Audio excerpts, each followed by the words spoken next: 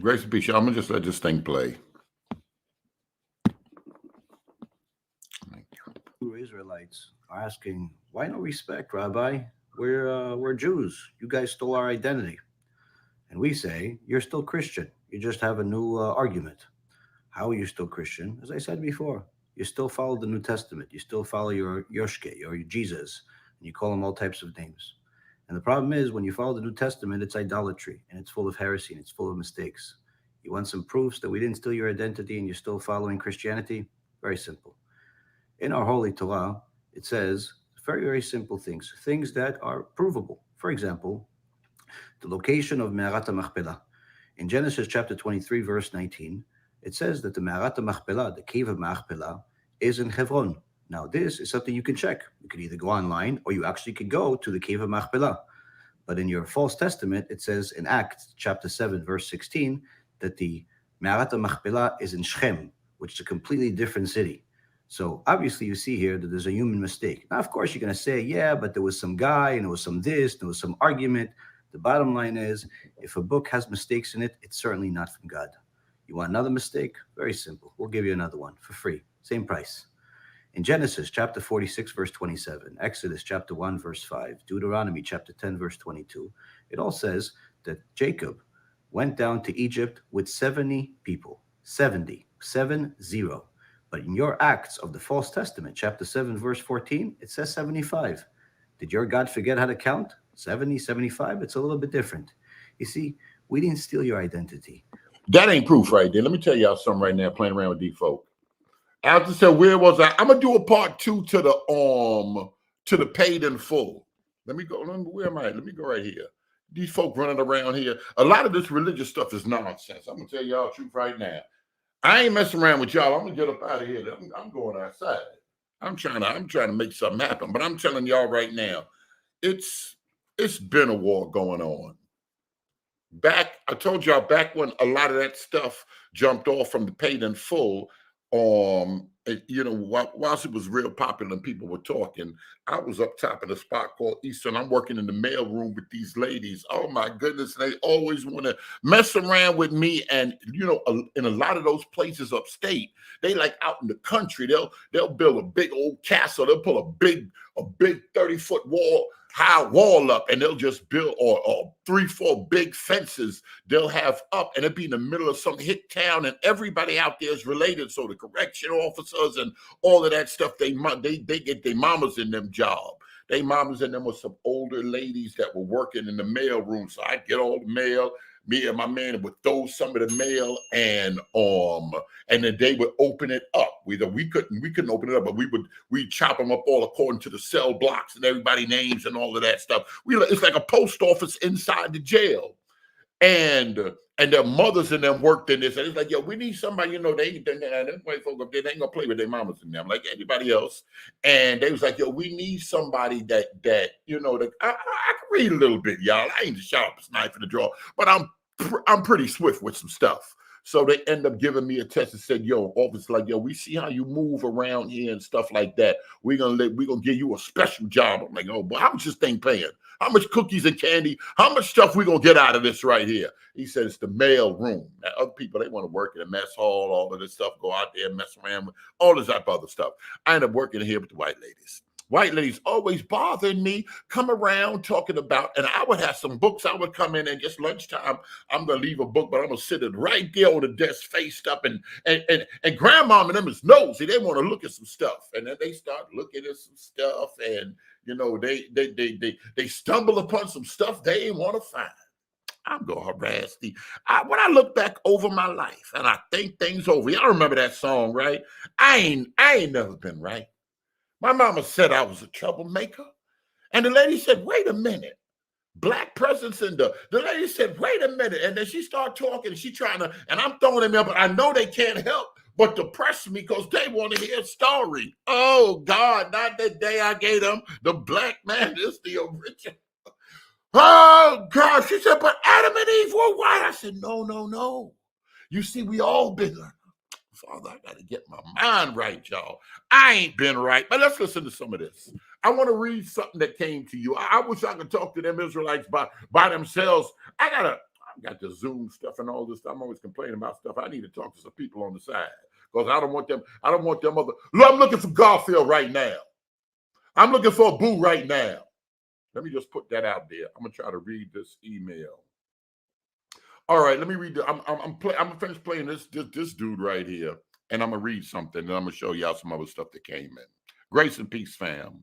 Following this email, I'm going to send you guys our exposure of Benaya's lies to the community.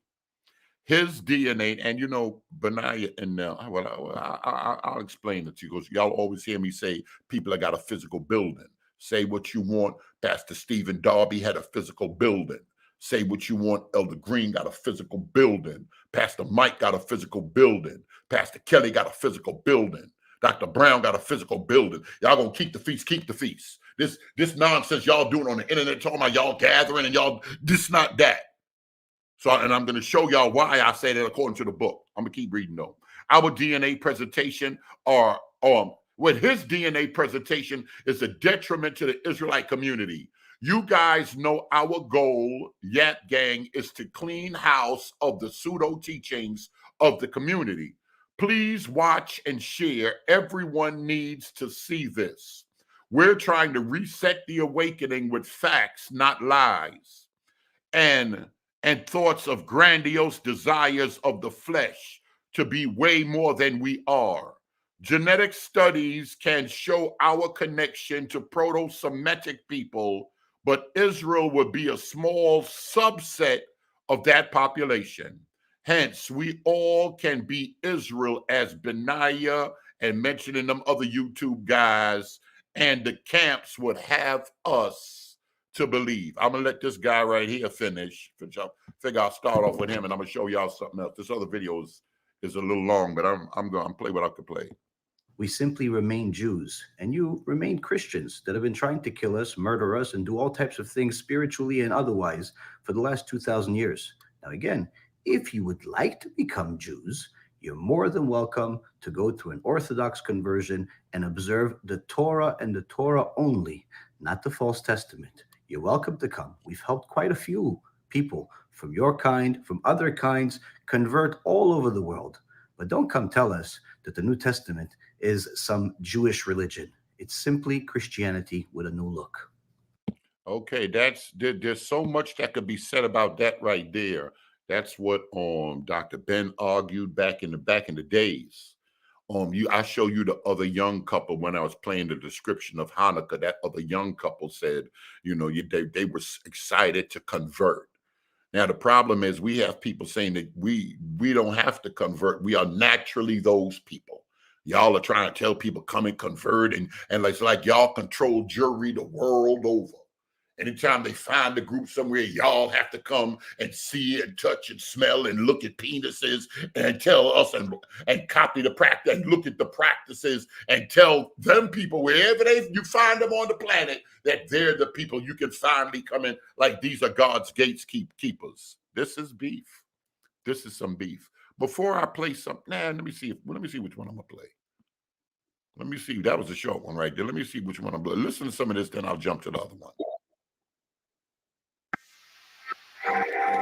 Y'all can see that.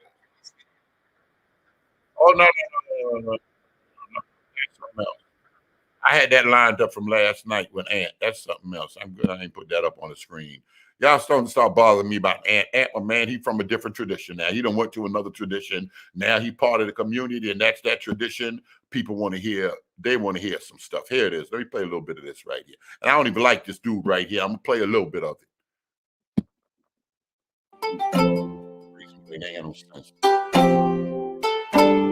You are now listening to 100.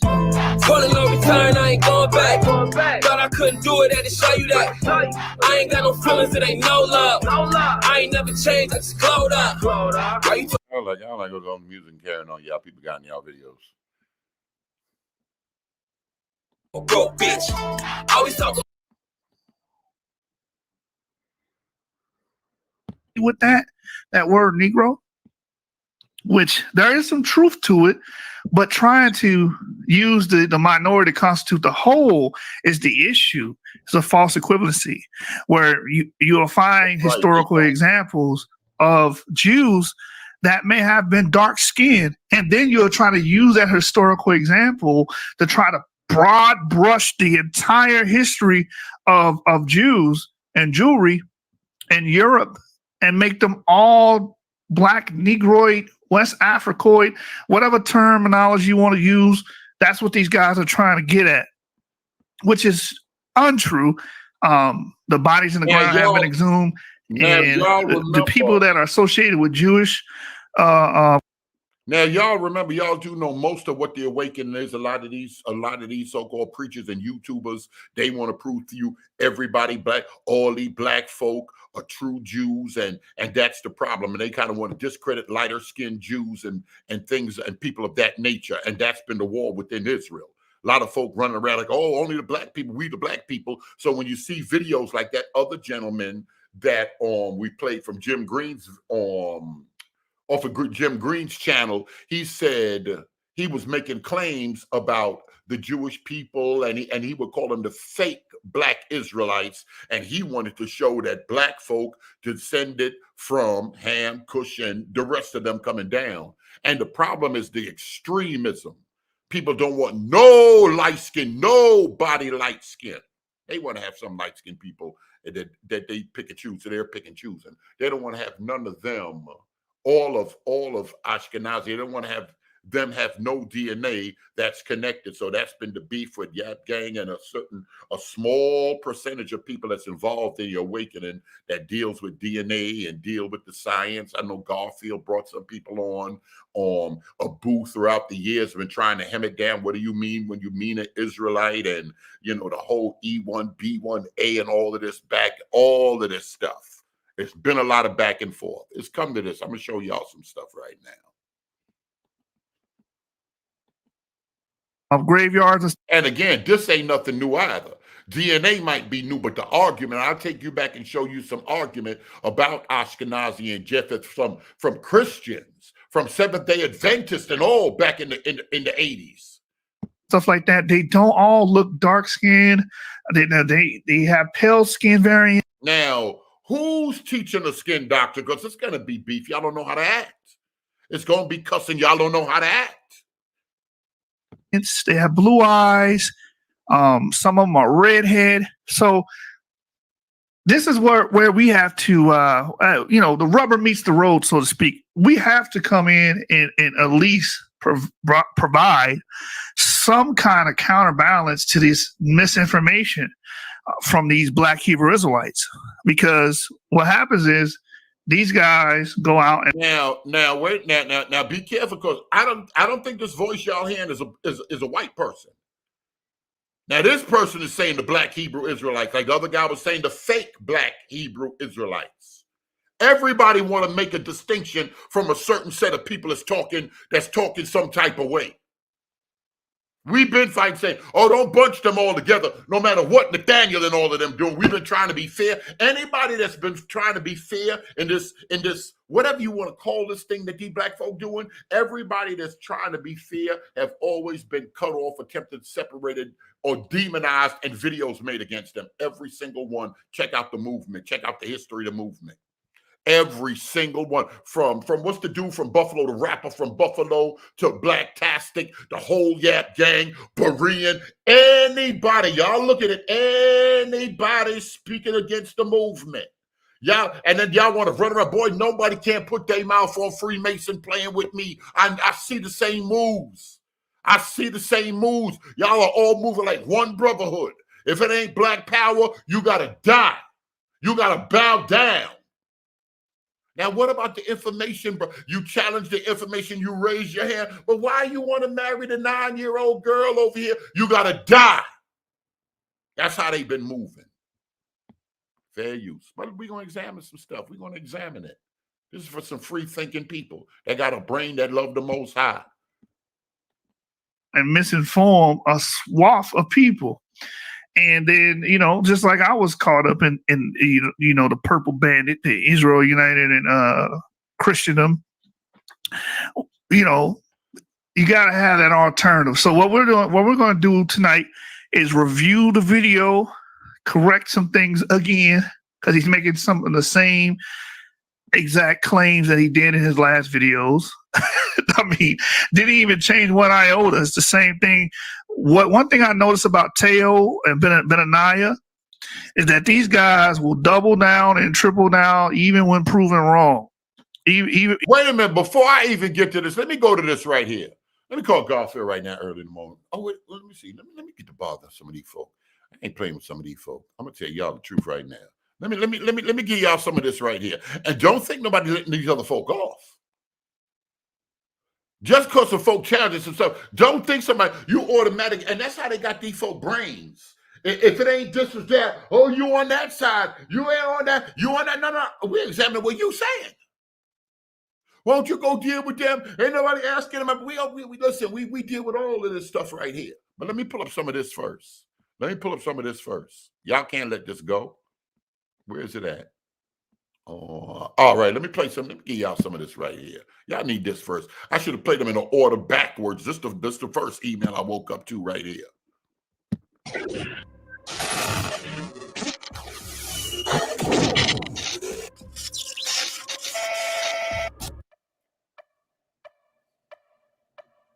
Today, it is prohibited, and you can Google this, to do a DNA test in Israel.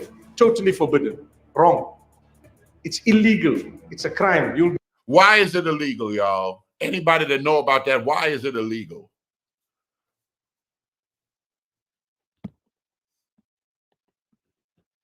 Be jailed if you do a DNA test in Israel. Why?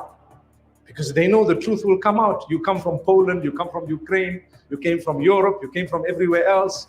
And they were the original Middle Eastern Jews who lived together with the Muslims and the Christians for centuries. So what happened to a lot of the Jews?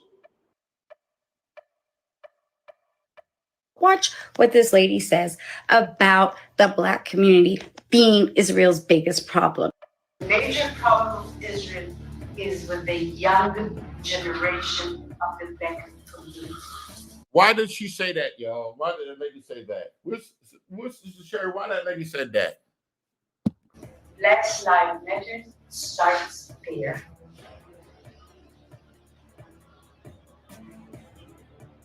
I had last week a dinner, sit-down dinner in my house with those people which are considered the leadership of the Black community. They know that the Jewish people in Israel are not the original people. You know what you are? You're an ancient Israelite. Ancient Israelite, that's who we are. That's who we are. If you give me time, if you give me time, how old you say? I know. We don't have so many years. I know. Look at this. This is pages and pages of notes. And I promise we'll give more teaching. But here is my challenge to you. All right. I'm hearing some of your traditions. It's like the days of the Bible. Yeah. Do you want to remain ancient Israelites, or you want to be Jews? What the hell is he talking about now? They say, it's stuff like this. Oh, don't worry. We're going to connect this back to the Black liberation theology and show y'all this thing been on the set. We're going to show you been on the set and been in the church too. I'm going to show y'all some stuff that I ain't been telling y'all. Danger! This feels. That's why we said when it comes to Black liberation theology, the Christianizing of slavery, and how all of this stuff was birthed among some Bible people. Before one West. It was like Christmas morning. I got a 23andMe ancestry and health kit. I think that I kind of want to start with the ancestry side. And it says ancestry composition. I'm 49.9% Ashkenazi Jewish. That's not a huge surprise to me at all, since my mom's side of the family is completely Jewish. My dad's side is not Jewish though. So let's go to there. Let's see what's going on. This is like, I feel really like on the spot. Okay, so I'm 100% European, which again is not a huge surprise to me, but it's just funny seeing it like that. I'm 49% Ashkenazi Jew, totally. British and Irish and German and French, a little bit Scandinavian, Northeastern European. Yeah, it's not super exciting, but I kind of know all of that information. I didn't realize how much of my family was from Germany. I'm white. I'm white. Unseasoned. Caucasian. I'm about to show you something extremely controversial. It's even illegal in the state of Israel to obtain this. And if you do obtain it, it's illegal to show it and or talk about it. Ladies and gentlemen, my DNA. Now, I bet you thought it was going to be a lot crazier than that, right? Now, you might ask yourself, why is it illegal to obtain this in the state of Israel? Because it proves through your DNA that Jews around the world have no ancestral ties to the land of Israel. Does having Jewish DNA determine your Jewish status? Great question. The answer is your Judaism is determined by your mother. If your mom's Jewish, you're Jewish according to traditional Judaism. Now, you could have a very high count of Jewish DNA, and that's awesome. That means you're connected to the Jewish people, but it doesn't necessarily mean you're Jewish. Don't forget, there are people that convert to Judaism and they have zero DNA and they're 100% Jewish. Stranger danger! Stranger danger! Stranger danger! Stranger danger! So I don't expect you to be able to provide genetic or ancestral receipts for your claims about us Jews, because those kinds of receipts are illegal in Israel without a court order and other special permissions. The Jerusalem Post explains such a thing cannot exist as kits sold directly to the public, going on to say that they have possible effects on subjects and their families. Furthermore, the national implications of these tests could hold or affect, nice grammar Jerusalem Post, could hold or affect with Israel being a government-recognized Jewish state. Don't you just love when they say the quiet parts out loud? But since they won't let you get receipts for us Jews, I brought my own. Wow. So I, an Ashkenazi, have no genetic or ancestral ties to the region of historic Palestine. They know that the Jewish people in Israel are not the original people. You'll be jailed if you do a DNA test in Israel. Why? Because they know the truth will come out. You come from Poland, you come from Ukraine, you came from Europe, you came from everywhere else. Here's another line of visual that I've seen banging around the crankiest parts of the internet, or the most anti-Semitic parts of the internet, saying that no, Ashkenazi Jews, they're not Jews. They are genetically derived from a nation that was formed sometime in, I think it's 700 or 800 AD in kind of the central part of what is today Russia. Show me the science. Show me the proof. If you can't, then just go away. But I understand you won't. I know you won't, because nobody ever does.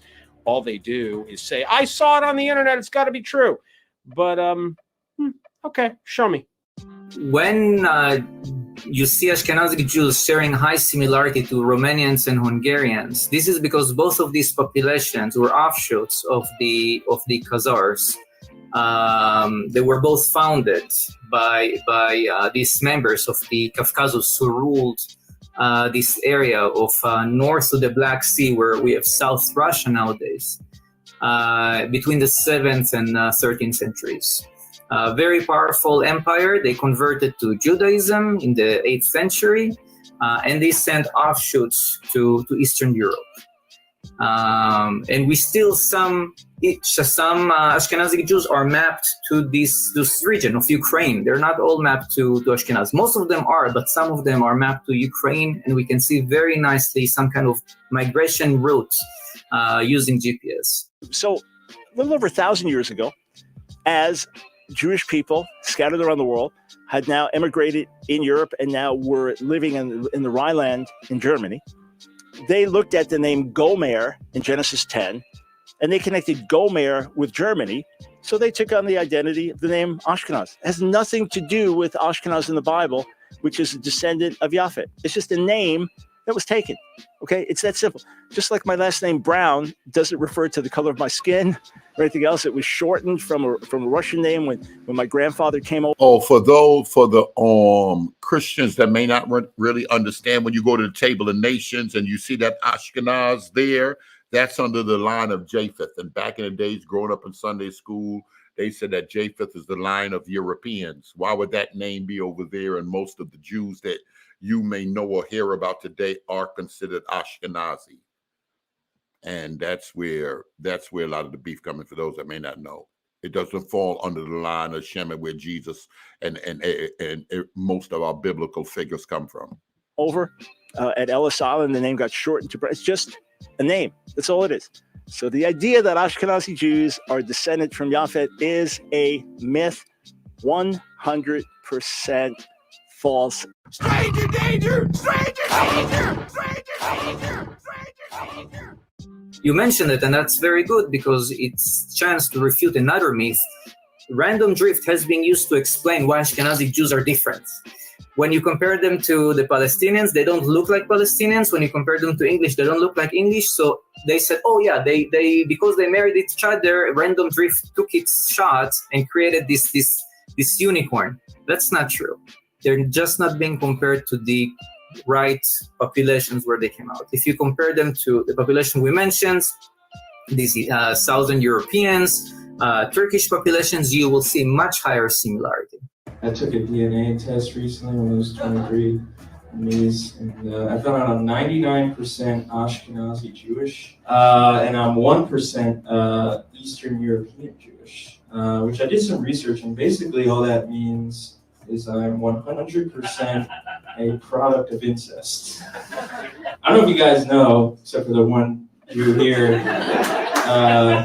Ashkenazi Jews are all from the same 300-person tribe from the Middle East. I decided to take one of those 23andMe DNA tests as somehow looking in a mirror wasn't enough proof of my Judaism. I found out that I'm in fact 99% Eastern European Jewish. Yeah, or as Hitler called it, the one who got away. 99%? Why did my ancestors think this was genetic perfection?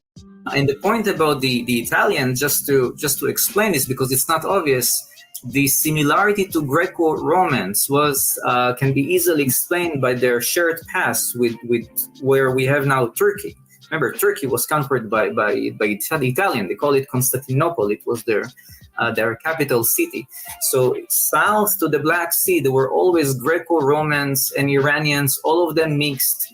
And these are the populations that their hybridization created the Ashkenazi Jewish genome. And because after they left this region, they avoided mixing with other populations to a certain degree, of course, they preserve this South Black Sea genetic signature that allowed us to come back after thousands of years and trace them back to where they were. If they were mixing with other populations, these Black Sea signatures would have decayed, it would have disappeared.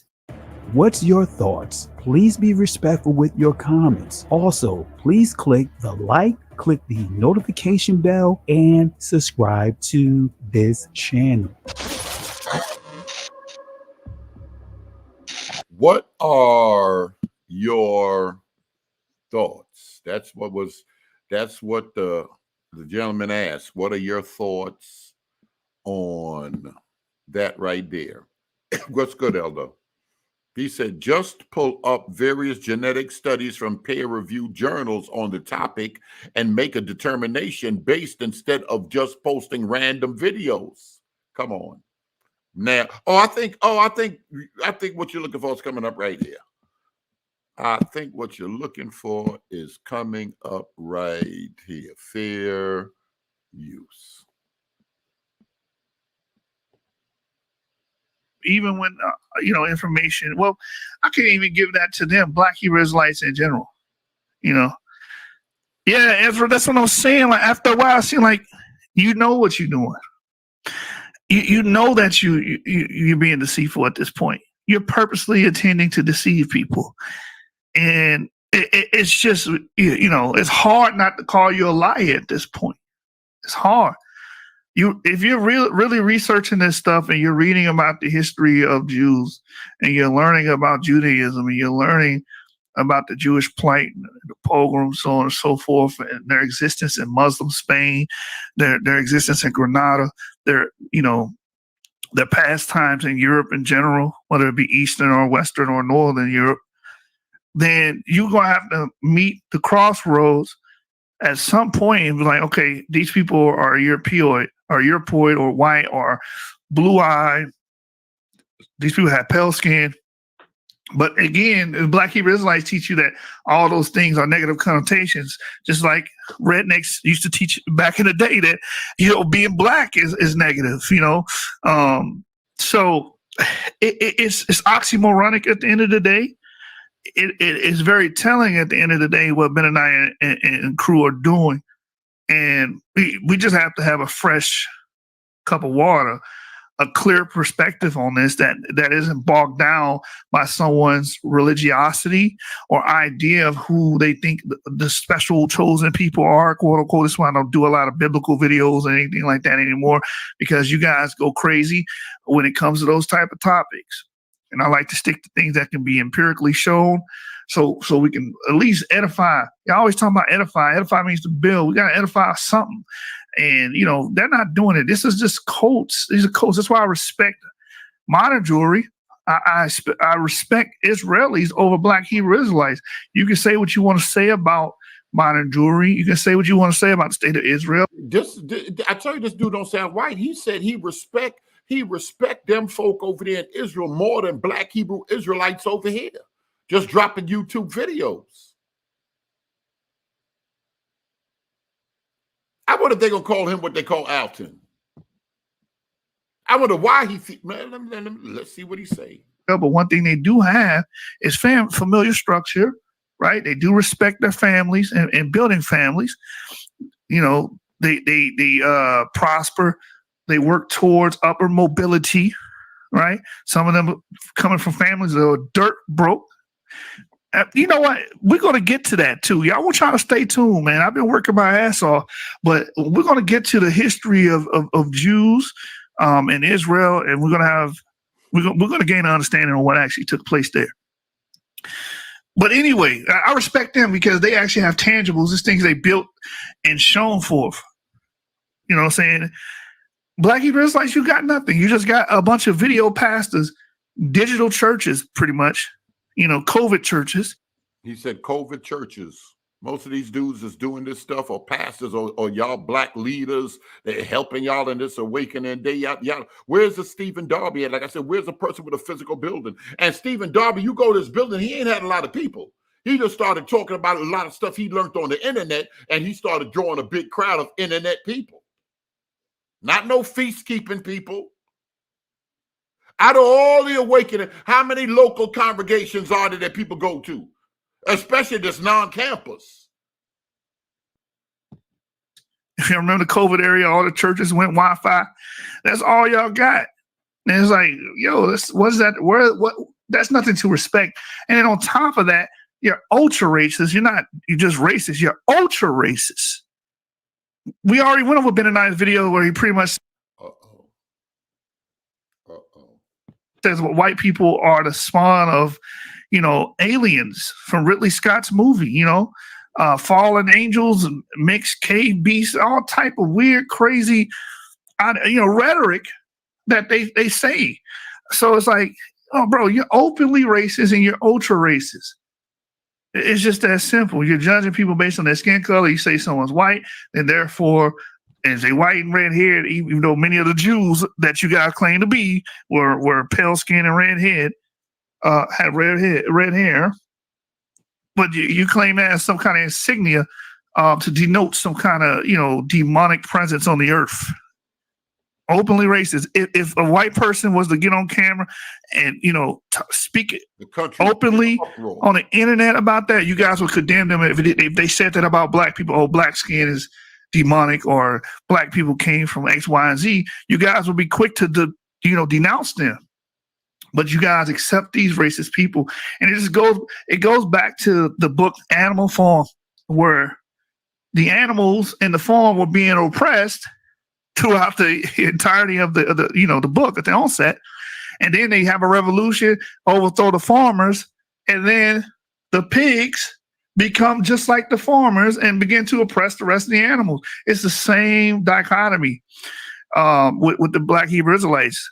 You want to be that wretched oppressor. You seek to be that person because it's in your language, it's in your ideology, it's baked into it. Many of you Black Hebrew Israelites believe that all the nations are going to be enslaved, that everybody's going to be enslaved except, the people you deem to be these special group of people, and you deem that based off of who you think went on slavery, experienced slavery, which is another weird concept coming from these Black Hebrew Israelites groups. So, tonight's Pseudo Wars, you understand, Benaniah Strikes Back. We're going to deal with his video. We're going to deal with his claims.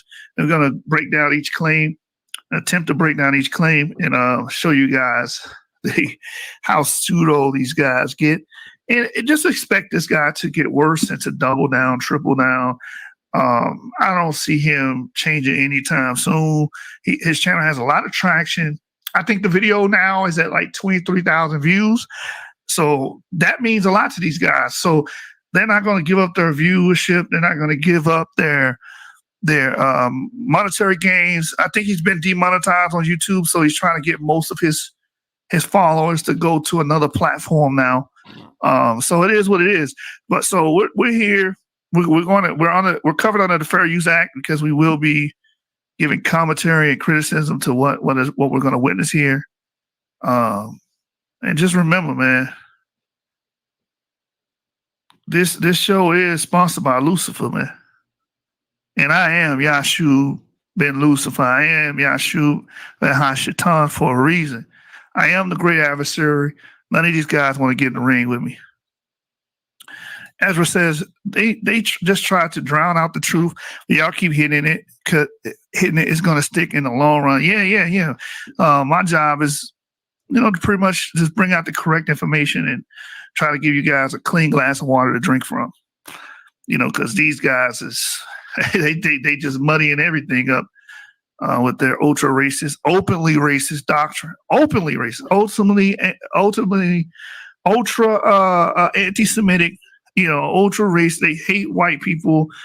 They despise them based on their skin color. All these detestable things they put on them because of their skin color. Again, if the shoe was on the other foot, if there were YouTube channel after YouTube channel of white Americans going around teaching negative rhetoric about Black people, you guys will be crying, bitching, and moaning about it. But I don't see anybody, even the Christians, don't even get on them for their racist rhetoric. Because a lot of times, you Black Christians, a lot of times y'all be low key racist too, man. Come on now. So they just preaching to y'all. They preaching to the choir to y'all. These people on Berean, they don't be getting on them for saying that stuff. Y'all support open racism, man. Then y'all try to make this is how you know you support open racism. We support open racism. Nobody gonna get blocked. Tell the truth. We support open racism. Type of one if we do.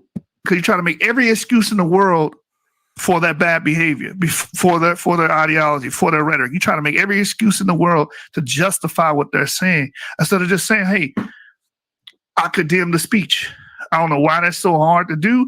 Listen, I condemn the speech. I don't agree with their message because their message ultimately is a racist message.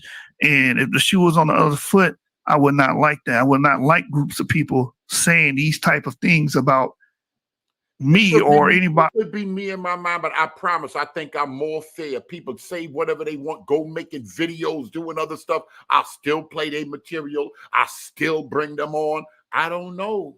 And it's hurtful because the more I do it, the more the hate email, the more the support drops. Man, let me get up out of here and go do what I do. Any of my relatives, all for the people, all for the truth. I'm gonna tell y'all something right now. The truth, y'all ain't worth it. I'm gonna keep it a buck. Y'all ain't worth it. Solely based off skin color. I thought that's what all the marches was for. I thought that's what civil rights was for. I thought that's what the African Americans of the past fought against, but now you got these coats and these large amassing these large groups that are fighting to support it. Somebody help me out here. Somebody help me out here. Ezra, happy Hanukkah. Happy Hanukkah to the Jewish nation, Israeli. Well, I do support Israel as well. They celebrate Hanukkah as well. And shout out to everybody that celebrate Hanukkah, man.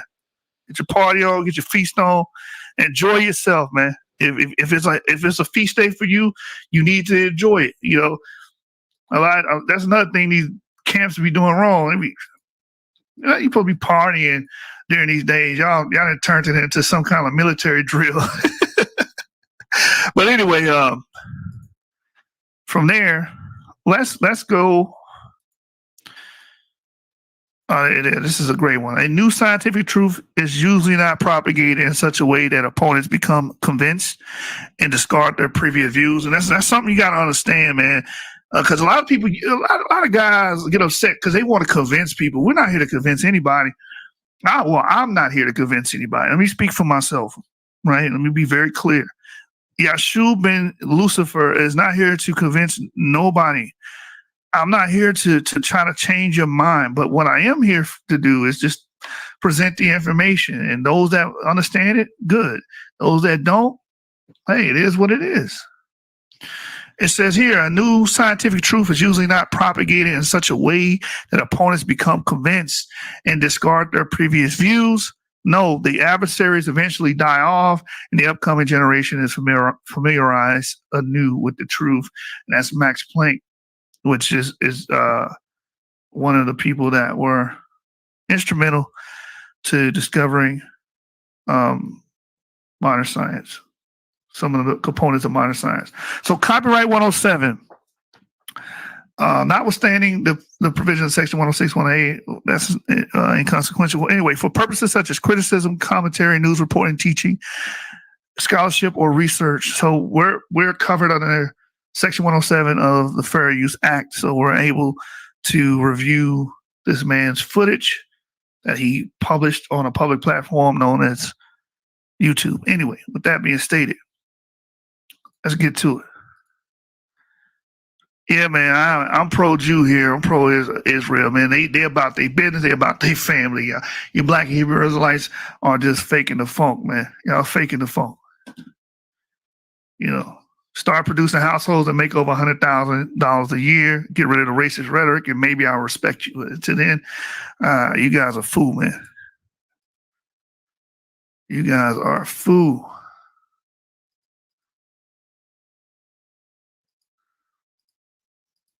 Oh, you know what? Let me log into this one here, and let's play the video. New Hope in the building.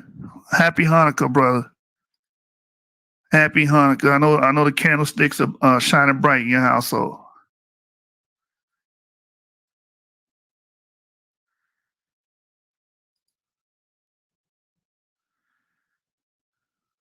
So let's start this video, man.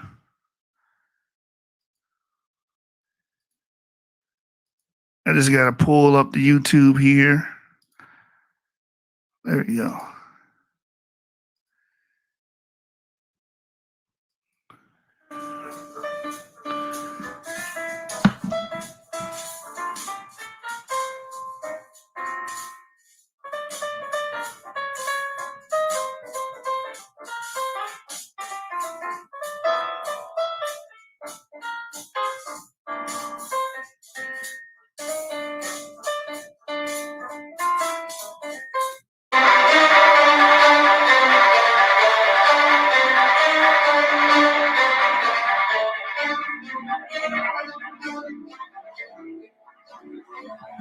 I'm gonna let that play. Hold on. I want to load up StreamYard in another browser that allows me to share the tab. Just give me a second, y'all.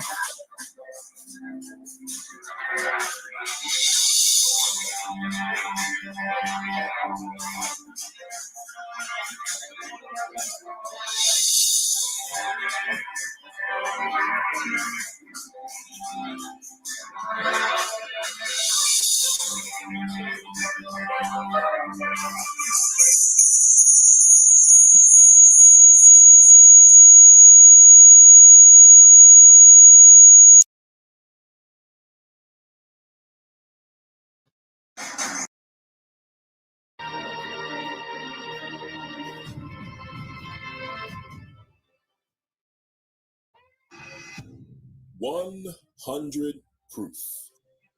The Negro. They cut off his fingers and you guys notice 100 proof, meaning that this is definitive. The claims in this video that he's about to make is 100% true. That's what he's telling you. And this is why I'm teetering and tottering on, the idea of charging him with being a liar, because you're claiming that what you're about to present is 100% true. 100% true, bro. Like that. First of all, that's unscientific. You don't make definitive claims in the field of science. You don't, because you could always update and modify. Once you say 100%, you're not giving yourself any room for error or to make corrections. So this is a very unscientific stance that he's making here, but he's telling you, hey, what I'm about to tell you in this video about Judah's DNA is 100% true. And that's why I'm like, man, I might have to give Benaniah the liar card on this one. Because again, to be a liar, again, even though the internet misuses that word, misappropriates that word, to be a liar means you intend to deceive. And I think he has all the attention in the world to deceive when he makes the claims of being 100% right on anything. I think anybody would, if they go and they say I'm 100% right, or some people act like they get information directly from Gabriel. Gabriel, the angel, has Benaniah's email address, and he just sends them information. thumbs if they caught him reading those old books. After all, those books revealed his true identity. And they couldn't have him learning that now, could they? How else could they justify his persecution, torment, and murder? By the hands of the church, by the hands of the Christians. The church openly persecuted the children of Israel. In fact, they persecuted none other than the royal house of Judah.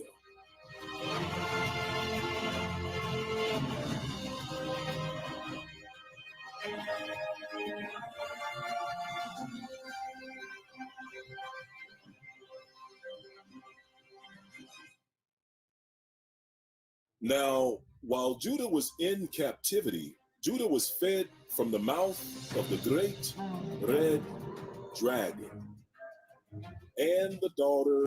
Again, here we go. Open racism. Who are they calling the red dragon? Who are they calling serpent seed? They're calling random white people that they don't even know, by virtue of their skin color, that they're the serpent seed, that they're the red dragon, they this, that, and the third. Again, every single one of y'all watching this video, and you guys that are sending this to Benaiah and his constituents, you guys will be upset if white people, a white group of skinheads or something, got on YouTube and made videos saying this stuff about black people and levying these same claims and charges against black people. Random black people they don't know, saying, hey, you guys are all of the serpent seed. You guys will be upset and mad. But these people are just open and they do it. It's a surprise that, YouTube took so long to demonetize their channel. I don't know how they got away with this stuff for so long. Of Babylon. You see, the daughter of Babylon taught Judah his history, a version of history which began with slavery and the west coast of Africa. This altered version of Judah's history began in 1619 with the arrival of Africans in English colonies on the east coast of what would later give rise to the United States of America. Judah's history before 1619 was simply omitted, covered over with new books containing a slightly modified history.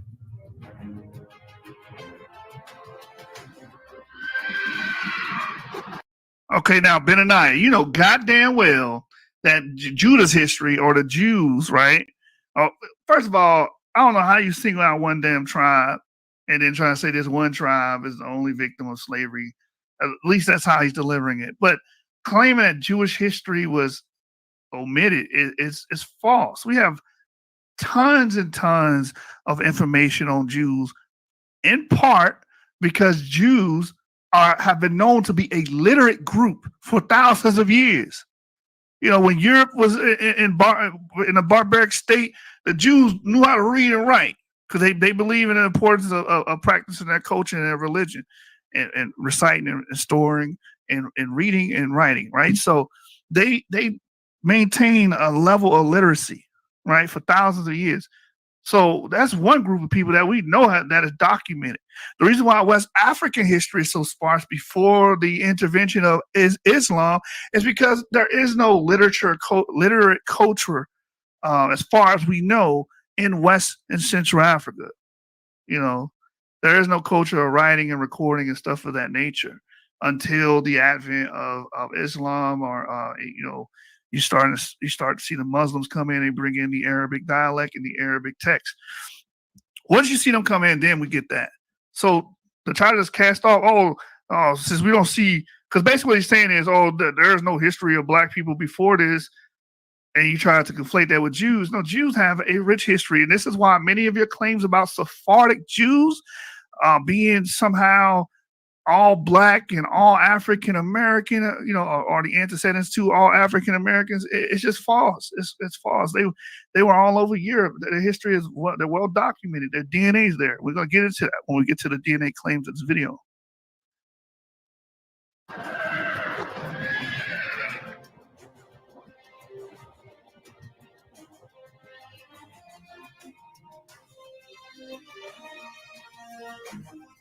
To cover up this truth, modern-day books occasionally omit key parts of quotes which describe the Jews as Negro or Black, often by using well-placed ellipses to hide the truth.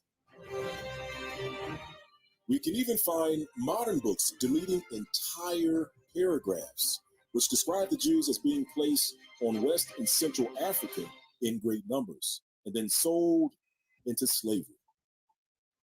We can also find modern books acknowledging the common understanding of Jews being Black during the Middle Ages, only to propose their Blackness as being metaphorical.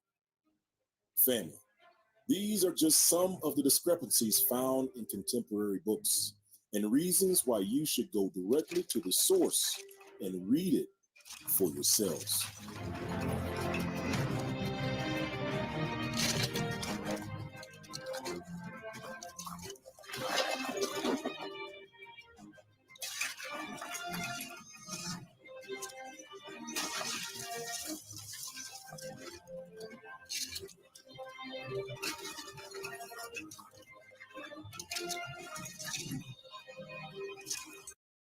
See, look at the conclusion it comes to. Judah's black. Judah's black. Because in his mind, all of the Jews have to be black.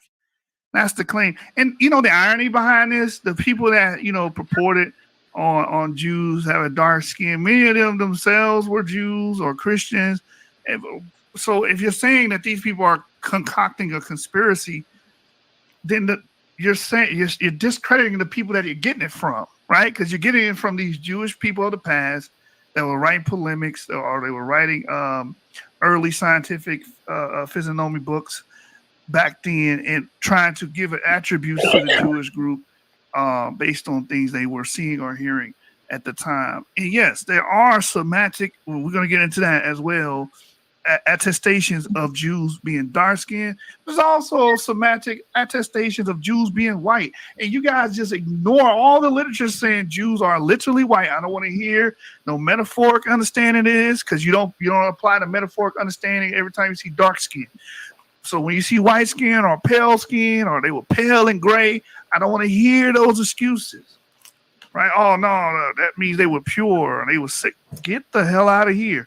What it means is physically these people had pale skin. And we're going to show you through the phenotypic analysis that is true. That you had pale skinned Jews, you had some dark skinned Jews. There's nothing wrong with that.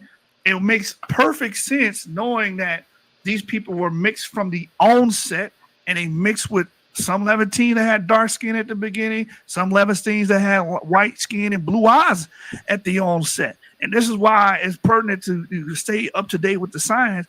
Those people in the Pecking Cave, The people in the Pecking Cave, when they did the phenotypic analysis, that's 6,000 years ago in the Levant.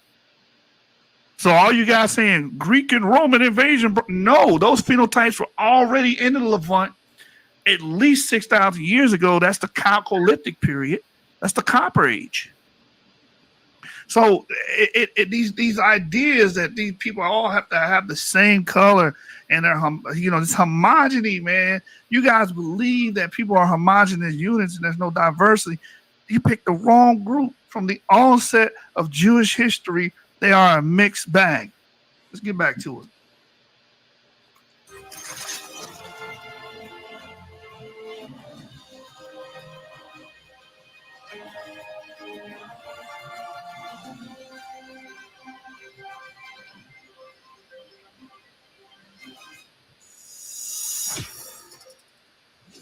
The DNA of the Negro is arguably one of the most misunderstood DNA stories on Earth. You see, traditional DNA analysis rightfully trace so-called Negro DNA back to Africa. And these relationships are discovered by simply comparing present-day African American DNA with present-day African DNA. And as stated before, this analysis rightfully identifies our deep connection with our African brothers and sisters. However, there's one critical missing component in this type of DNA analysis, and it's called genetic bottleneck.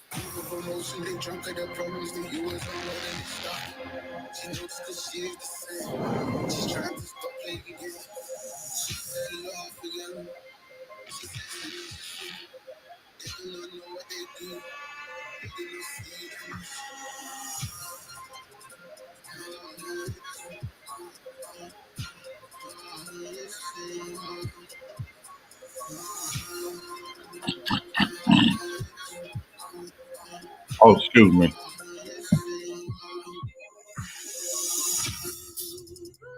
You see, a genetic bottleneck event occurs when a catastrophic event of such magnitude, of such destruction, that it wipes out or greatly reduces an entire population. In other words, the population gets purged. And the so-called Negro has gone through multiple purging events. These DNA impacting events could be an earthquake, which levels an entire city. It could be a megablast from a sleeping volcano, which obliterates all life within 100 square miles. Or, in the case of the so-called Negro, it could be the transatlantic slave trade.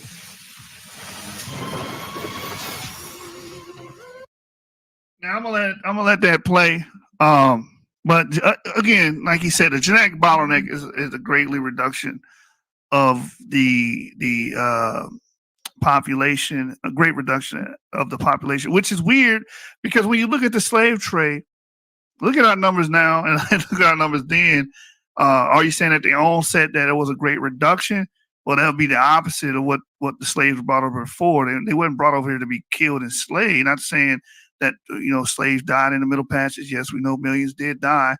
But you have a little bit of both. You have some aspects of genetic bottlenecking, and then you see, an increase of population because it became a business, right?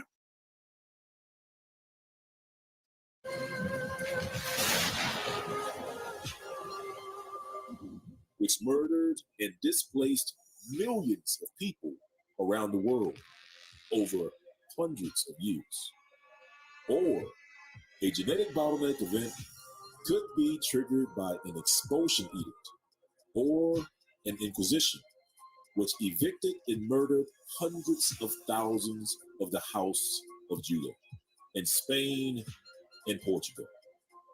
And so these major events, which caused hundreds of thousands of people to disappear from an entire region, subsequently changed the DNA profile of the surviving population. Most importantly, these genetic bottleneck events impact DNA matches which display on modern-day DNA reports. For example, so-called Negro DNA isn't found among certain modern-day populations. All right, so now we're getting into the realm of pseudo, because now you got to say, well, genetic bottlenecking is the reason why modern day Jews, Palestinians, people that live in the regions of the Levant that they're claiming there is no genetic connection or a great genetic connection between African Americans and those groups. Here's the issue with that claim. Then you would have to show the sample group or the ancient group that you have in West Africa that does. See, you never want to progress the argument. It just sticks to these zingers that you think you have. If the genetic bottleneck is explaining, which it does not explain, why you don't see a great similarity or comparison with modern day Palestinians and Levantine people and groups in general. Does not explain that. The second problem he's having with this is we still match with the parent group that we come from. And when I say we, I'm saying, the majority, not all African Americans come from West and Central Africa. But the ones that do, we still match with the Igbo, the Yoruba, the Isan. We still match with them. The people about Congo, we still match with those people. So I don't get his point. He invoked genetic bottlenecking to say, well, this is what eliminated the Levantine DNA. This is very pseudo. Well, okay, then two things can't be true. These two things oppose each other. Then that would mean the West African groups there will have a greater affinity to Levantine groups, which they don't. They have it at a small level, but they don't have it at these great levels because with his understanding, these people will have been left behind, been in West Africa, stay mixing amongst their native groups. Then they should retain this Levantine ancestry. This is just all pseudo, man. Super pseudo. In great numbers. And it's because the Jews were expelled from those places. For example, today's DNA reports don't show so-called Negro DNA matches in and around present-day Israel. However, if we instead compare so-called Negro DNA to ancient DNA extracted from archaeological sites in Israel and Lebanon, we find something unexpected. We find so-called Negro DNA buried in the ground of ancient Israel before the time of the Messiah.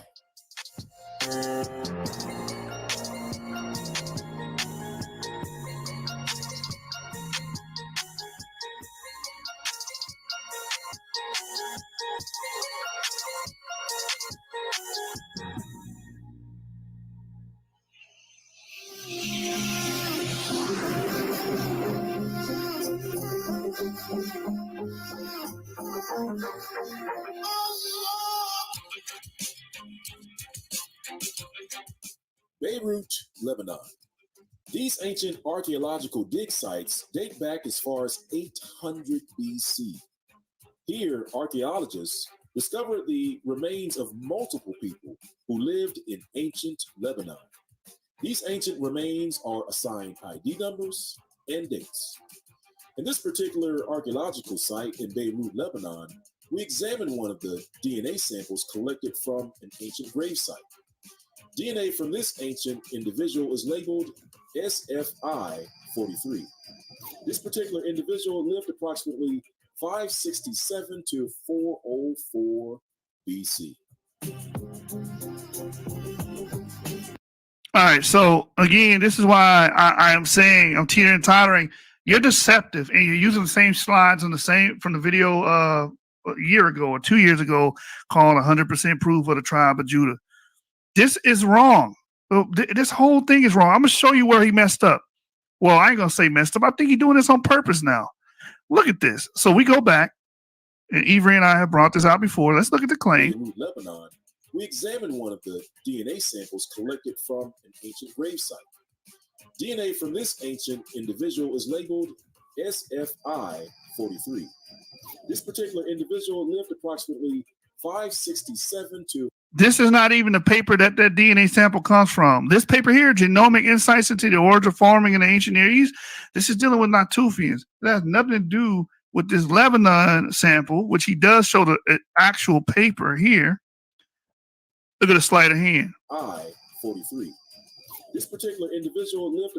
This is the actual paper here, Genetic History of the Near East from Ancient DNA, time course sampling 8 points in the past 4,000 years that it came from. Why did he do this?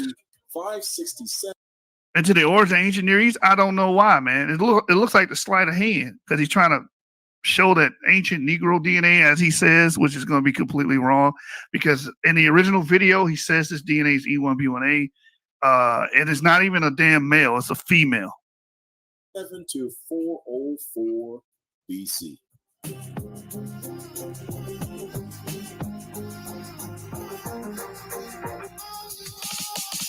So there's this claim right there. This FF143 sample that's called Iron Age 3 and it's 567 BCE to 404 BCE. He's claiming that this is somehow a Negro, or in his original video, he claimed it was E1B1A. So anybody can do this. Remember, he said Lebanon, right?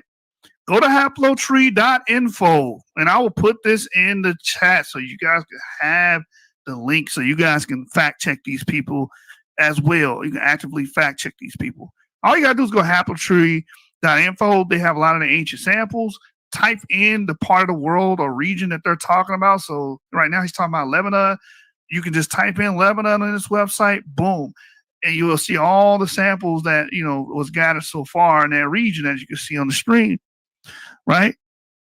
So he's making the claim that this SFI-43 individual is somehow Negro, which again, Negro is a pseudonym, so that I don't know what he means by that, but somehow an antecedent to African Americans, which is very weird because when you go to this marker, let me see if I can find it here. It's a female. One's a female, one's a son. Oh, it's not even popping up here. Oh, here it is. SFI 33, boom. 43 right here.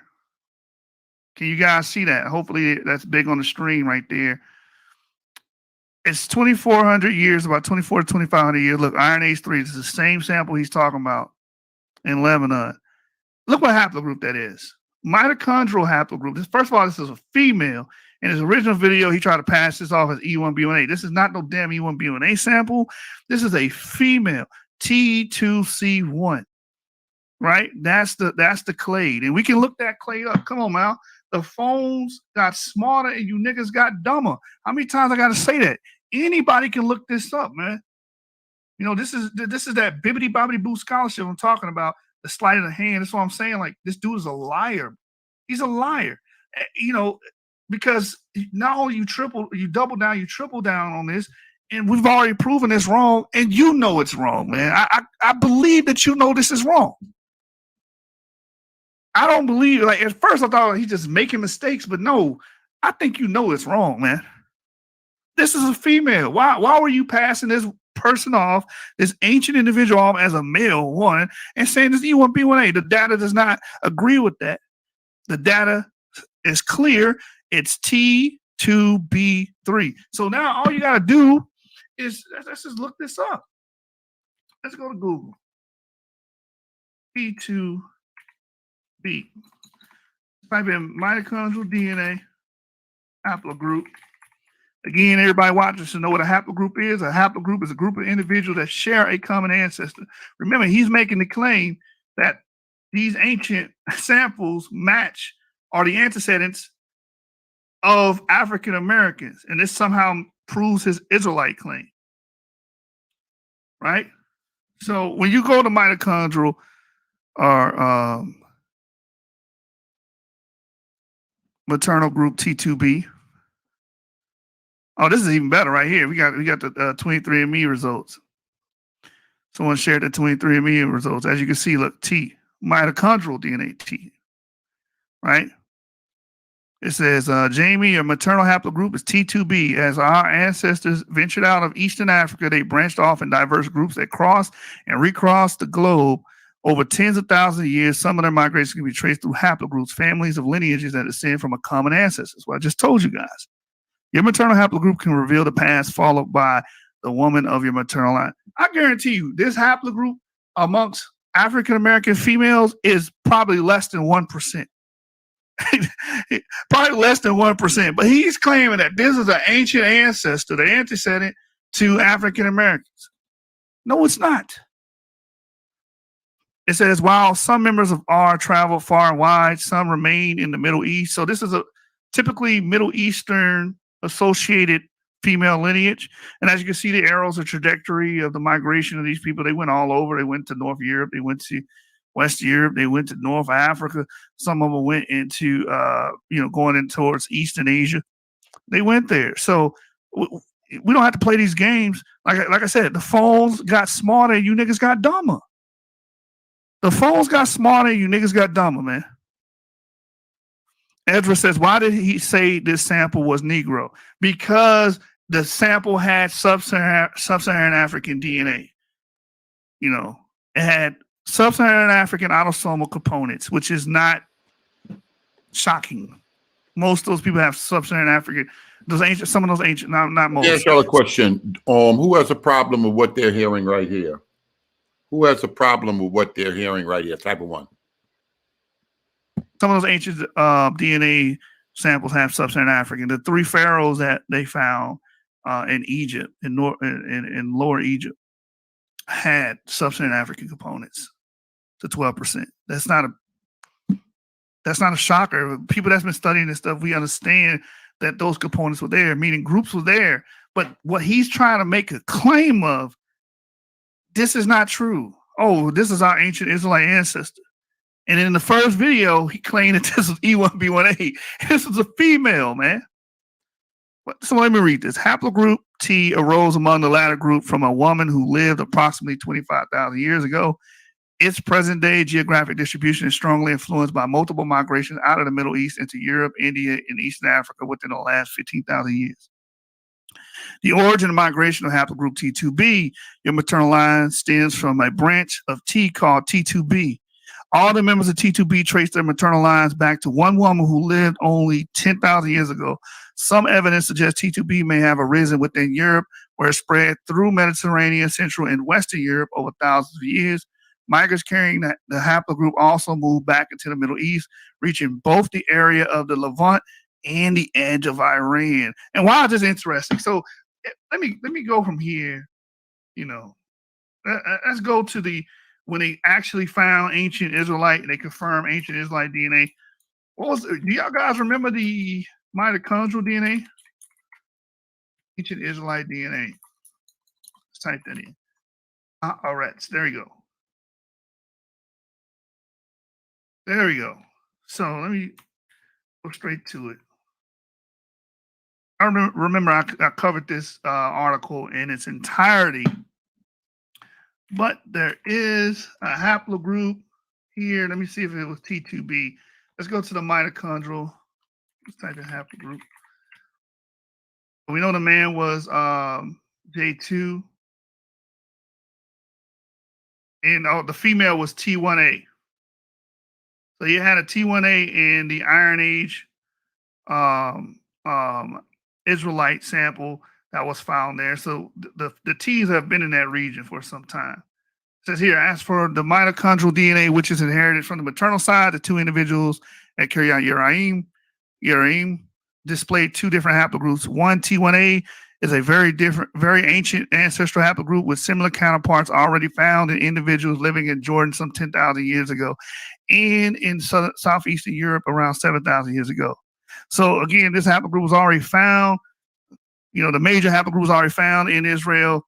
This is not a big deal, but again, he's trying to make this seem like these are the antecedents of modern African Americans. It's the sleight of hand, man. It's the sleight of hand these guys use. So now from there, let's go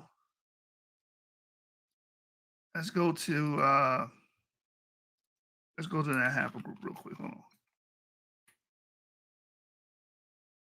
Because it's very important we take our time just to break down some of these crazy DNA claims this guy makes, man. Crazy DNA claims.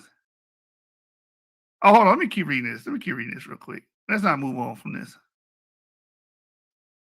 Let's keep reading this. It says in later samples is found in Iran, in those Canaanite sampled in Israel, as well as all the way to the Baltic and Ural Mountains. So this thing has always been in Israel, has a long-standing relationship with that geographical region. So this suggests that this haplogroup's initial source may have been somewhere in the Neolithic Anatolia or the Levant and slowly spread with early farming, Shaw says. So again, so now let's get African American women, let's get their haplogroups.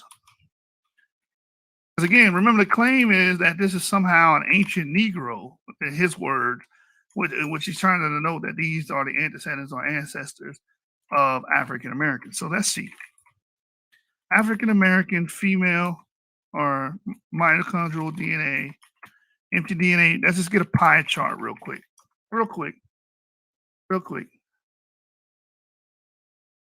So I got a lot of charts here, man. Let's get some African, let's see, mitochondrial DNA L groups. Yeah, I mean it's primarily L. Mitochondrial DNA. And again, there's still going to be some diversity, right? There's still going to be some diversity. All right, here's a good one. Let's get this one. Mitochondrial DNA in the Atlantic slave trade. Share this tab here, and let's go straight to the chart. Again, if you guys are having trouble seeing what's on the screen, just let me know, and I will enlarge it. Here's some markers here. Of African American women: L1, L0A, L1B, L1C, L2A, L2B, L2C, L2D, L3, L3B, L3E. I don't see the T2 marker that they showed and claimed that this was an ancient ancestor African American. I don't see it. See the U6M1, L0, L3, L1C. So this is basically, for the majority. Again, you're gonna have some J1C. You're gonna have other claims, you're gonna have other clades, because again, they're not, even this is not homogenous. These are different clades of L that they have, that most African Americans. I think the highest frequency is L2A, is the highest frequency amongst African American females. And again, we're more African on our, with the females more African than the males, because they're only like 15 to 20% European, and men are like 30 to 40%, so haplogroup wise, meaning 30 to 40% of African American men descend from other groups outside of Africa, Europeans, Jews, or whatever, right? Yeah, Ashkenazi Jews do have L2A. They do. That is a fact. Look now. So there was it was a clean box. There it is. There it is. North Central. Let's download the high res image here. So north, you can see the look. You got a small percentage of U6 there. Some L3, L2B. U6 makes a lot of sense of its presence being in North Africa, Senegambia, and certain areas like that. As you can see over here, you do see U6 in West Africa. But it's primarily different L clades is what you're going to see in African American women, as you can see here. So his claim that this is supposed to be the direct ancestor of African Americans is not backed up with the empirical data. It's just not. Doubling down and tripling down is not going to change the facts. It's not going to change the empirical data, man. You gotta, again, like I've always said, we should bend our theories to the facts, not the facts bending to the theory. Not the facts bending to our ideas. And that's what many of you people do. You try to bend the facts to your idea. It does not work that way. And again, anybody can look this stuff up. Just type in African American mitochondrial DNA. You're going to see these charts. Type in pie chart. You're going to see these papers. You can go read these papers, educate yourself. You know, the scriptures tell you, be not ignorant of anything small and great. See, I'm not a big quoter. I don't do the religiosity stuff with you guys, but I like to quote stuff like that because it promotes education. It's anti-ignorant, right? Because a lot of you guys are anti-intellectual. Like Benaniah, he's anti-intellectual. He's pulling the same stunt twice, right? So let's go back to the video. I think we did enough deconstructing of this claim. You know, it's a preemptive strike at this point. They're going to cry and say, oh, let Benaniah free from the river to the sea. Yashuv is being a bully. He's being a tyrant.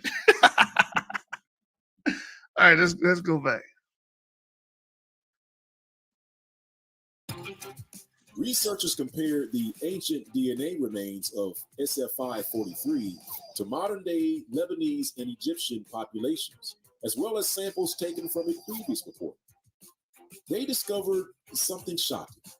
They discovered the ancient Lebanese labeled SF543 was not closely related to modern Lebanese populations.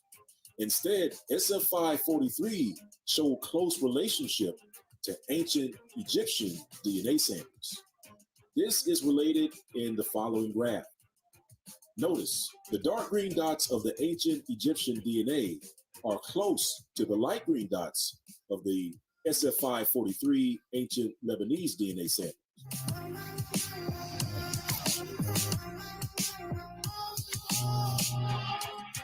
The same findings were illustrated in yet another graph. Now, in this particular graph, related or shared DNA between samples is displayed as red marks. Now, notice SFI43 shows red related marks when compared to the ancient Egyptian DNA samples. However, researchers didn't stop there.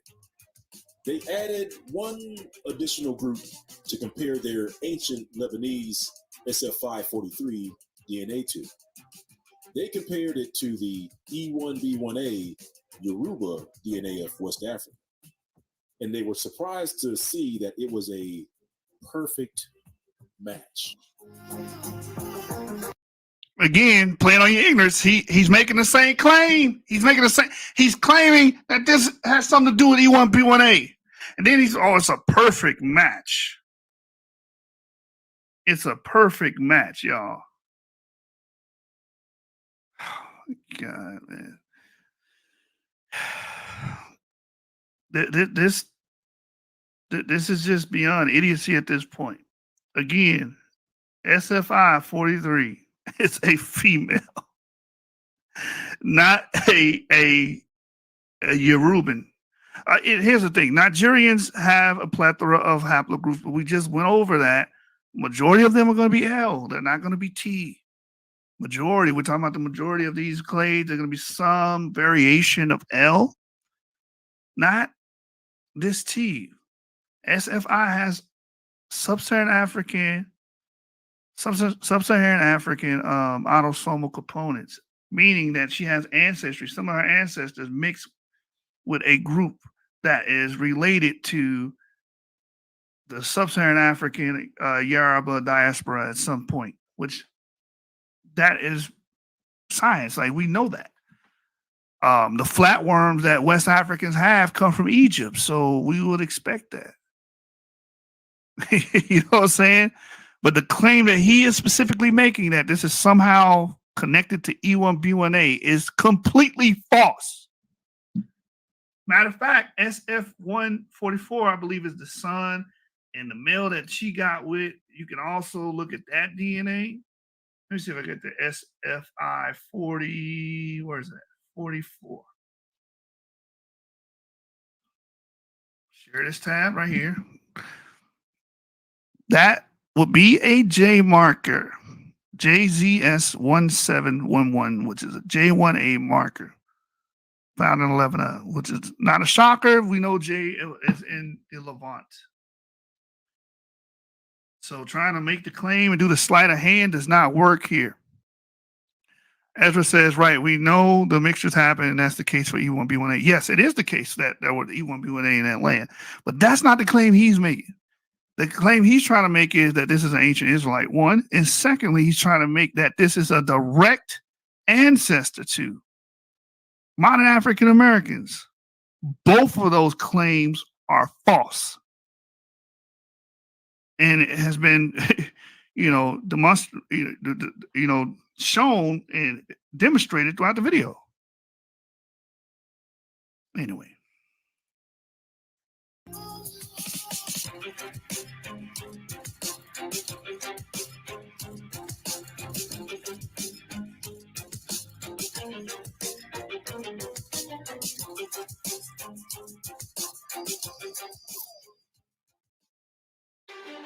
Negroes in Israel before the time of the Messiah. And it's not like we're just finding one person in these ancient sites. In research reports, we find the DNA of our African American queens listed as L0 and L3.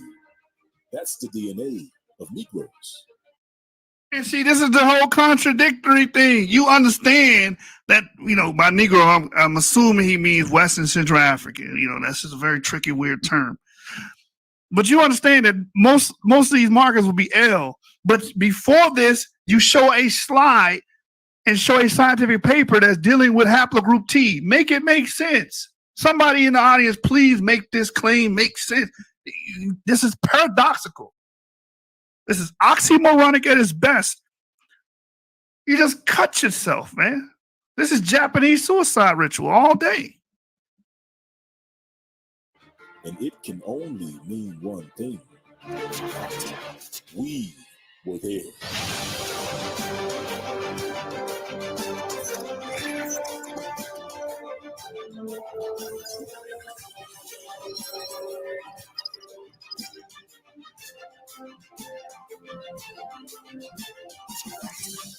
Ancient DNA which matched the Yoruba of West Africa. What is it doing in Beirut, Lebanon in 567 BC? Family. The Bible tells us life is in the blood. And they're finding your blood in these old bones of Israel.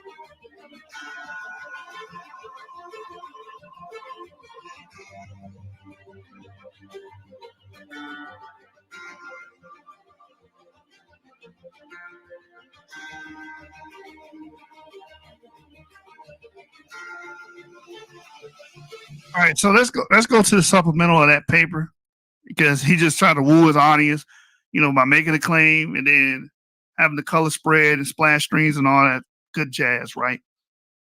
People love to be entertained. So when you go to the paper, right?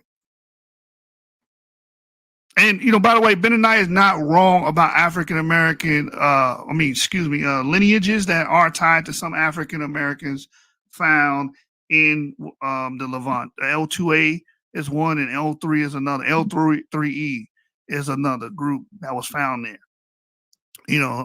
So that part is true.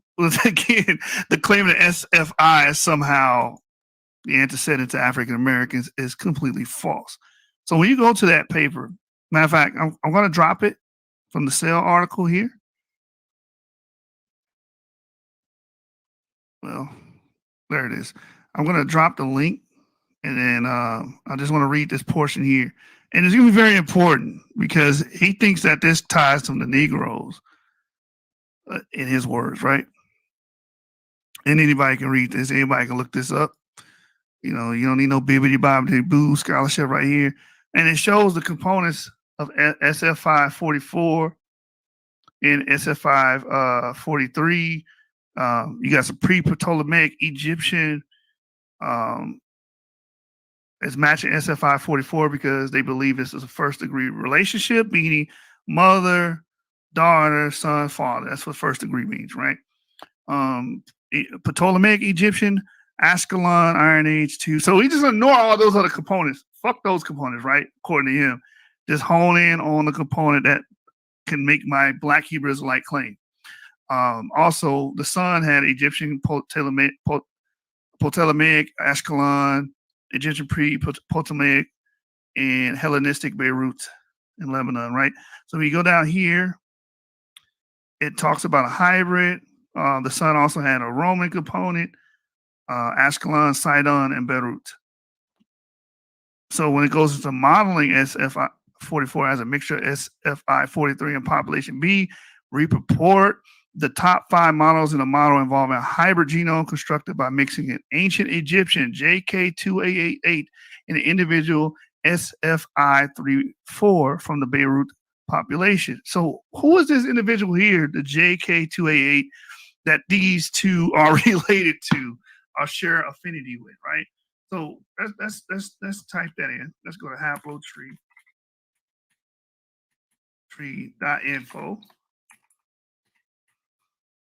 Yeah, we gotta demystify this, man. And we're gonna type in Egypt. Pull up the ancient DNA for Egypt. See if we can find this JK288. Let's deal with this JK2888, I believe it was. Individual, as y'all can see here. Let me blow it up a little bit. There it is. JK2888. Now, let's go to haplotree.info. And bam, there it is. The first one that shows up. Oh, it's EV22, E1B1B. Mitochondrial U6A2. Which is rare amongst African Americans, but you're making this broad sweeping claim that this is supposed to be representative of all African Americans because they have some autosomal components that match with Yoruba. Again, this is completely pseudo, man. And by the way, shout out to Yap. Now, how did this person look? Because he keeps throwing the word Negro, that this Lebanese sample cluster close to, which he brought. Oh, they cluster close to Egyptians, which is supposed to mean something in his mind, right? Because Egypt means black or Negro to him. What did this JK2888 individual look like? So JK, let's type in 288. And we're gonna type in reconstruction. This is what scientists believe this ancient Egyptian looked like during the time, when they were alive. Are y'all ready? Are y'all ready for this? Do y'all want to see this? Because I feel like a lot of Afrocentrics are dying inside right now. Black Hebrew Israelites, they watch my videos and they die inside a little because my information does not comport with your feelings. It just doesn't, right? So look, bingo, that's how they would have looked. So again, these are the antecedents of Yoruba and African Americans according to Mr. Benaniah. Y'all see that JK28888? That's what he would have looked like. The alleles that they have would most likely, create this type of look, this type of phenotype, this type of facial structure. Look at the hair texture. That's most likely how this person looked. As you can see, the face of 3 ancient Egyptian mummies have been brought to life by Parabon Nanolabs Incorporated using DNA that's more than 2,000 years old. So when that paper says, oh, it matched closer to Egyptian samples, these are the samples it's talking about. It makes sense that, EV22 would carry sub-Saharan African components. I mean, duh. It makes sense. But again, I didn't show this to you and then give a splash screen and, you know, theatrical music and a slideshow that fades in and out with different pictures to mesmerize you. I didn't do that. I just went straight to the information to educate you guys on the topic that he's trying to confuse you on. So if we follow his logic, these will be all Negro. In his mind, that's how this works. These are black people. Family. Judah is all black. Let me address that real quick. Let me address that clean. Jews are all black, and they're always black.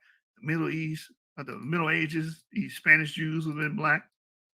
You do know we got samples from that period of time, too. And it's easier to get samples from, 1,000 years ago. It's easier to get samples from that time than, 4,000 or 5,000 years. So let me pull that up real quick. Let's go to this paper here. I want to go to two papers because he made a claim earlier. I want to go ahead and clear this up.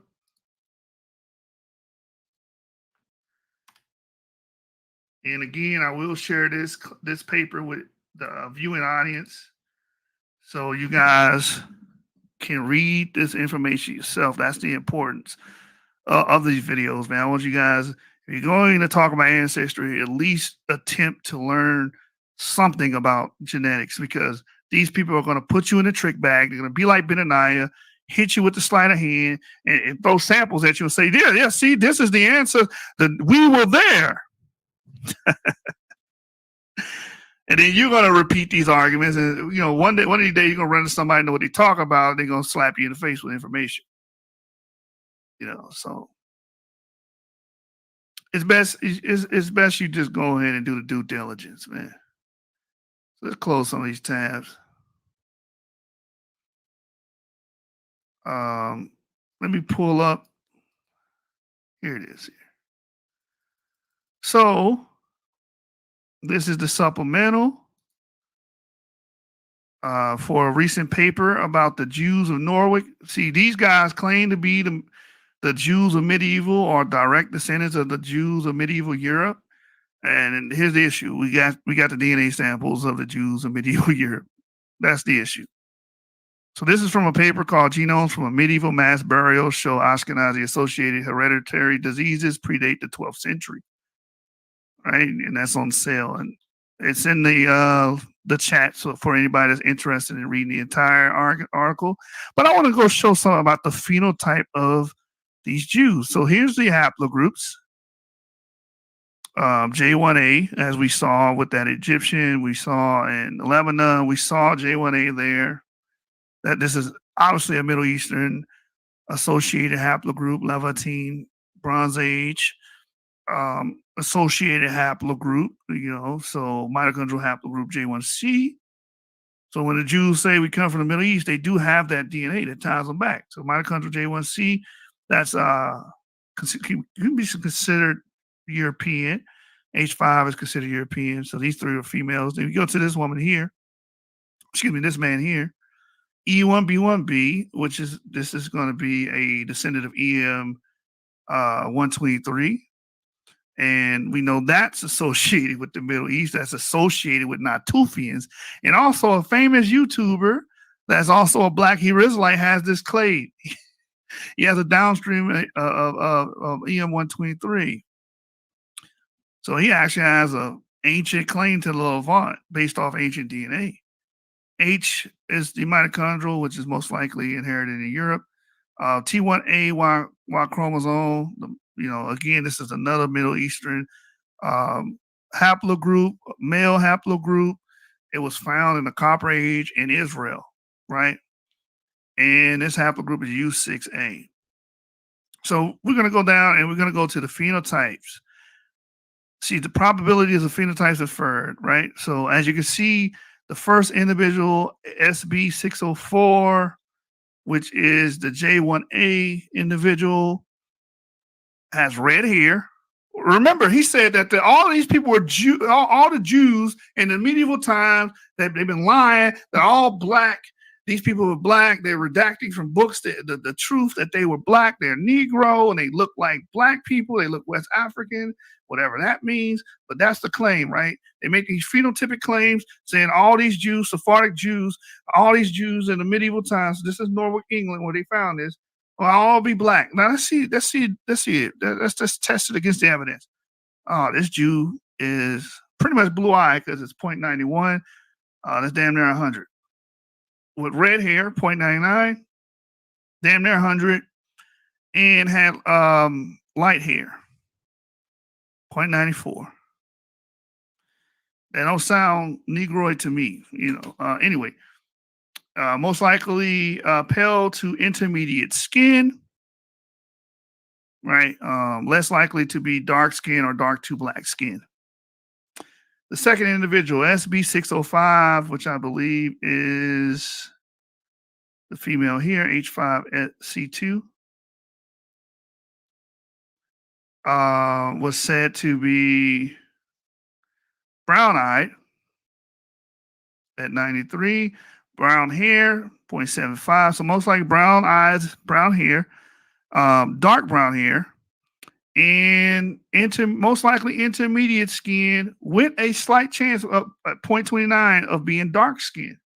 So this person could have been intermediate skin or dark skin. So intermediate skin, Yemeni, some of your Latinos had an intermediate skin, very, very light, and could have been a dark skinned person as well.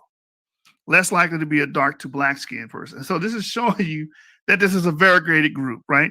And last but not least, the 676 sample, right?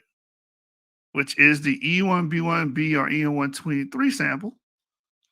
And this person is likely to be brown-eyed, has a chance of being blonde hair, but most likely have brown hair. And that brown hair will be light. Also has a chance to be pale skin, but most likely intermediate. So again, this is a variegated group. You have somebody that's most likely pale skin or intermediate with blue and red hair and blue eyes, and light red hair, to some brown hair, intermediate skin peoples. We ain't playing this, I'm reading these old articles shit. We actually can do the phenotypic analysis of the bodies found in the ground, and they don't look like you claim they look. Most likely these people probably look like Ben Baby. Some of them look like red-haired, white, freckled people. That's just the reality of it with blue eyes. So hold on, let's look up some examples of maybe what we're describing here. So let me go to Google, and then let me type in Ben Baby. Ben Baby. I love going to Ben Baby. So maybe some of them look sort of like Ben Baby. You understand? Maybe Vivek.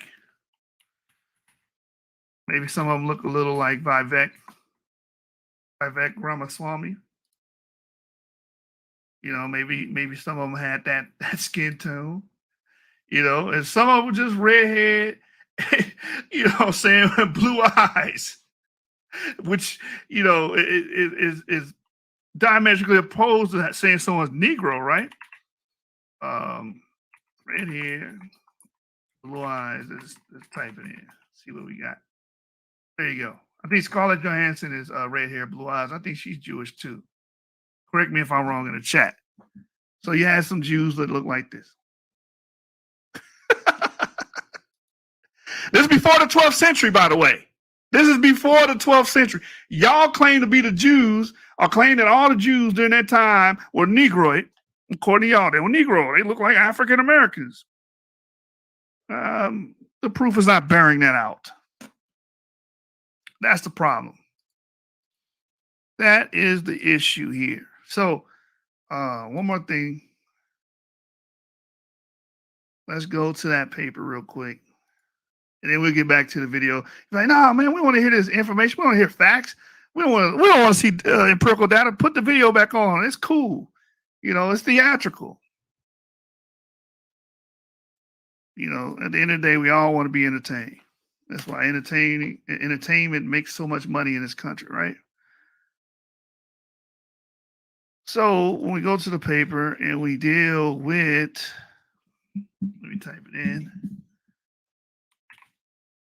EM 123. This is the main paper. We were just in the supplementals. The uniparental haplogroup calls for all shape-filled individuals also support genetic affinities to the Near East, in some cases to Ashkenazi Jewish populations. Specifically, Ashkenazi Jews from the majority of the modern carriers for mitochondrial haplogroup H5C2, in particular the back mutation 16304, observed in 3 sisters SB605, 606, and SB671. The Y chromosome haplotype of SB676, E1B1B, is within haplogroup EM34, which is common in Semitic language speakers and has a frequency of 11.7% among Ashkenazim for the parent haplogroup EM12332. And here's the thing.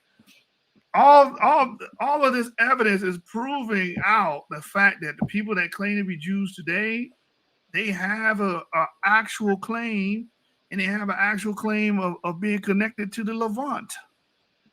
You know? I want to stop right there for a second. Garfield in here? I think I seen Garfield in here earlier. Ultimately, I know a lot of DNA stuff bore you, a lot of y'all. Well, it bore me. Let me speak for myself. Ultimately, a lot of dudes out here that's dropping videos, all the Jews were black and all of this other stuff. Abraham come on the scene 1995 BCE. That's too late. We look at Dura, Europa. We've even seen sources that them dude use, and they talk about the redhead ones from Europe in this 2 sentences down. It's like they've been hiding the fact that it's light-skinned Jews, that it's plenty brown Jews the world over. But y'all want to make it black power. A lot of people got problems with that. And it seems like the evidence ain't going in that direction. Y'all got a better chance going back talking about the original man. If y'all want to do that, y'all got a better chance doing that. Y'all can't start up on the set. Then around 1,900 with David and what's this dude named Solomon and them? Man, listen, light-skinned folk were there. I'm sorry. I told you I feel guilty because of culture. Lives have been taken. I've been around some foul stuff, but I'm telling y'all, this ain't that. And that's all people are saying. Y'all can use scripture. Judah more than is black. When you really talking about it and you really digging, you can't just go with scripture alone, especially when Nathaniel and them twisting it up. That's all it is. There's some light-skinned Jews. Have y'all connected some of these YouTube dudes with some Jews of the Levant back in the days? Absolutely so. But I think that E1B, some of that stuff y'all talking about is nonsense and garbage. It's misinformation to make people feel good. I'd rather rock out with Prince Hall and them dudes that been Divine Nine and them that been putting in work for the culture, for the people from back in the days in the 1700s. Preachers, Black Liberation, Cone and Kane Hope fell in them. They've been putting work in for the people, for the culture. We got other people who claim they putting work in for the culture because of racism, but all of their talking points come from British Israelism and that other stuff. Basically, that's what's being said here. Basically, this is what's being said here. Does anybody have a problem with that? Now, here, y'all, somebody got to make you cry. Light-skinned people was around you that's going to make you cry. Because it was a slave ship named Jesus, that's gonna make you cry. It is what it is, y'all. Now, does anybody want to add anything to that? I'm gonna do some electrical work. I'm gonna do some electrical work. These dudes get in the bag talking this nonsense, but I ain't gonna sit in a lot of y'all. Y'all like a lot of people like lies. Honey, how I look in this dress? Nah, some roll show. Take that dress off. But y'all want to hear lies. I'm the biggest you ever had. Y'all want to hear lies. That's in our nature.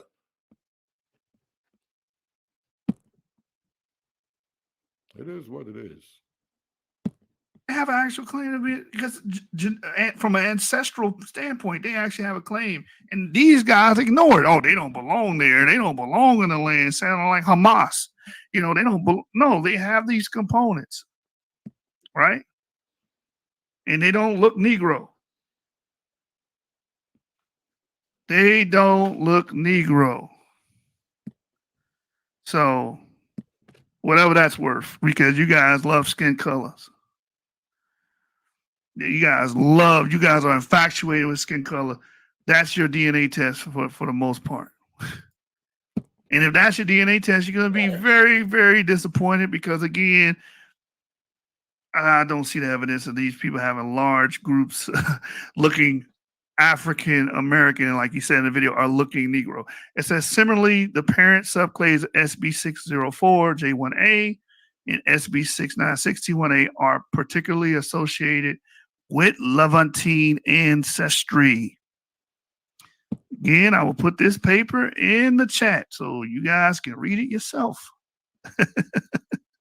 But this, but this dunamis, this right here don't make people feel good. This don't make people feel good.